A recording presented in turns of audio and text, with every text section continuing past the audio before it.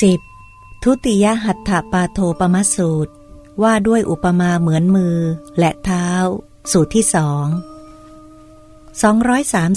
237ภิกษุทั้งหลายเมื่อมือทั้งสองมีอยู่การจับและการวางก็มี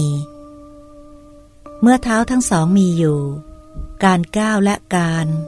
ถอยหลังกลับก็มีเมื่อข้อทั้งหลายมีอยู่การคุกเข้าและการเหยียดออกก็มีเมื่อท้องมีอยู่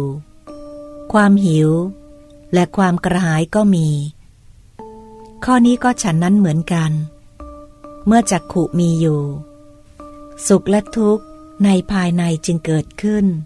เพราะจักขุสัมผัสเป็นปัจจัยเมื่อชิวหามีอยู่เมื่อมโนมีอยู่สุขและทุกข์ในภายในจึงเกิดขึ้นเพราะมโนสัมผัสเป็นปัจจัยเมื่อมือทั้งสองไม่มีการจับและการวางก็ไม่มีเมื่อเท้าทั้งสองไม่มีการก้าวไปและการถอยกลับก็ไม่มีเมื่อข้อทั้งหลายไม่มี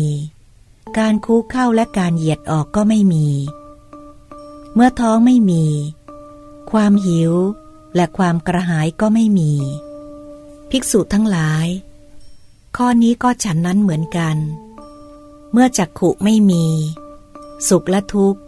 ในภายในย่อมไม่เกิดขึ้นเพราะจักขุสัมผัสเป็นปัจจัยเมื่อจักขุไม่มี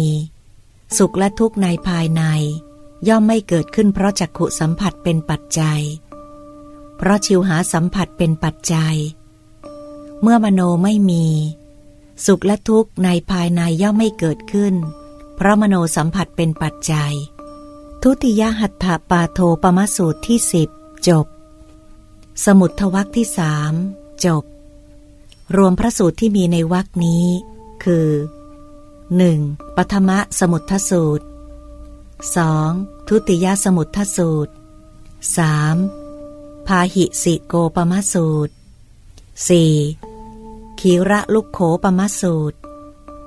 5. โกตถิกสูตร 6. กามภูสูตร 7. อุทายิสูตร 8. อทิตตปริยายสูตร 9. ปฐมหัตถปาโทปมสูตร 10. ทุติยหัตถปาโทปมสูตร